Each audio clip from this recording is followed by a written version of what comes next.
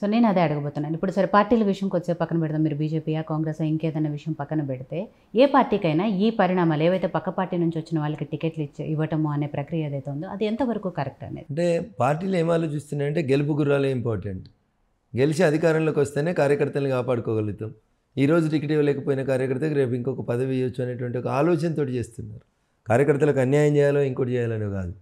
అల్టిమేట్గా మీరు అధికారంలో ఉంటే మీరు ఏమైనా చేయగలుగుతారు. కార్యకర్తకైనా మీకైనా చేసుకోగలుగుతారు. మీరే అధికారంలో లేరనుకోండి, ఏం చేయగలుగుతారు? మీరు బతికుంటే ఎవరికైనా సాయం చేస్తారు తల్లి. మీరే లేకపోయారు అనుకోరు, ఇంకెవరికి సాయం చేస్తారు? ఇంకా దాని గురించి ఆలోచించడం ఎందుకు? పార్టీ అధికారంలోకి రావడానికి రకరకాలైనటువంటి వ్యక్తులు రకరకాలైనటువంటి ఆలోచనలు చేసి పార్టీ తీసుకుంటుంది. దాన్ని కార్యకర్తలు యాక్సెప్ట్ చేస్తారు.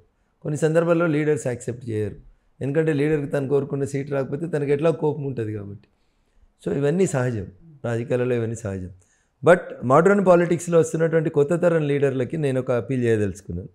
ఒక పార్టీ బీఫామ్ మీద మనం గెలిచి ఆ పార్టీ విధానం మనకు నచ్చకపోతే దయచేసి బెటర్ ఆ పార్టీ ద్వారా వచ్చినటువంటి పదవికి రాజీనామా చేసి నీకు నచ్చిన పార్టీలకు నువ్వు పోతే రాజకీయాలకి కొంచెం గౌరవప్రదంగా ఉంటుంది అనేది నా అప్పీల్. అట్లా కాకుండా పొద్దుగాల ఈ పార్టీ, పొద్దుకు ఆ పార్టీ, ఇంకొక రోజు ఇంకొక పార్టీ అంటే రాజకీయ నాయకుల పట్ల ప్రజల్లో ఒక రకమైనటువంటి హేయ భావం వస్తుంది. అది ఫ్యూచర్ జనరేషన్స్కి మంచిది కాదు. రాజకీయాలు మారుతున్నాయి, చదువుకున్న వాళ్ళు రాజకీయాలకు వస్తారు, ప్రజల ఆలోచన విధానంలో మార్పు వస్తుంది, సెల్ ఫోన్లు ఉంటున్నాయి. మీరు నిన్నేం మాట్లాడినరు, ఈరోజేం మాట్లాడినరు, రేపేం మాట్లాడినరు, everything is born by record. అందుకని ఒక పార్టీ గుర్తు మీద గెలిచినప్పుడు ఆ పార్టీలో ఉండడానికి ప్రయత్నం చేయండి. పార్టీ మారొద్దని బిఆర్ అంబేద్కర్ గారు రాసిన రాజ్యాంగం కూడా చెప్పలేదు ఆ విషయానికి వస్తే. కాబట్టి మీరున్న పార్టీ మీకు నచ్చకపోతే మీరు మారండి, నో ఇష్యూ.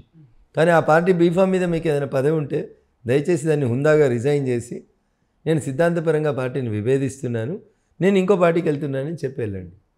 కానీ ఒక పార్టీ గుర్తు మీద గెలిచి ఇంకో పార్టీలకు మంత్రులు అవ్వడు, ఇంకో పార్టీకో ఎమ్మెల్యేలుగా కొనసాగడం ఇది ఎథికల్గా నైతికంగా మంచిది కాదేమో, భావితరాలకి మనం తప్పుడు మెసేజ్ పంపిస్తున్నట్టు అవుతుందేమో. దయచేసి ఆలోచించమని నా సహచర ఎమ్మెల్యే మిత్రులకి, ఎంపీ మిత్రులకి నేను సవినయంగా అప్పీల్ చేస్తా ఉన్నాను. గెలిపే పరమావధిగా పార్టీలు టికెట్లు అట్లా ఇస్తున్నాయి. ఈవెన్ గెలిచిన తర్వాత నాయకులు కూడా మనం ఏ పార్టీ మీద గుర్తు మీద గెలిచామో, జనాలు మన ఏ పార్టీతో గెలిపించారు, మనం ఆ పార్టీలోకి వెళ్ళటం కరెక్టా కాదు, ఇవన్నీ కూడా ఎవరు ఆలోచించట్లేదు. అధికారం ఉందా ఆ పార్టీకి వెళ్ళిపోతున్నారు. అదే దురదృష్టకరం.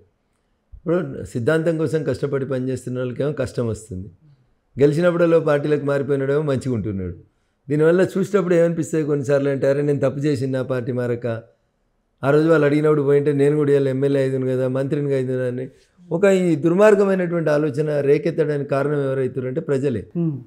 మా ఫేట్ రాసేది ఎవరు? ప్రజలే. మా రాత, మా నుదుటి రాతను మార్చేది కూడా ప్రజలే. ఆ ప్రజలు కూడా ఒకసారి ఆలోచించమని నేను అప్పీల్ చేస్తా ఉన్నా. డబ్బున్నోళ్ళు, సూట్ కేసులు తీసుకొని వచ్చేటోళ్ళు, అపనంగా సీట్లు కొనుక్కునేటోళ్ళు ఎవరనేది అర్థం చేసుకొని దయచేసి అట్లాంటి వాళ్ళని చట్టాలు చేసేటువంటి సభలకు పంపొద్దని ప్రజలు నిర్ణయం తీసుకోవాలి. డబ్బులు ఇస్తే తీసుకోండి, ఎందుకంటే వాడి డబ్బులు ఫ్రీగా వచ్చిన డబ్బులు, మందిని ముంచిన డబ్బులు, దోసుకున్న డబ్బులు తీసుకో. సో రొటేషన్ స్కీమ్లో రొటేషన్ కావాల్సిందే, అవి తీసుకో. కానీ ఓటు వేసేటప్పుడు మాత్రం ఎవరు చూడరు నీ ఓటు టాప్ సీక్రెట్. కాబట్టి దయచేసి అట్లాంటి దుర్మార్గుల్ని సభలకు పంపొద్దు అనేది నేను మీ ద్వారా ప్రజలకు చేస్తున్నటువంటి అప్పీల్.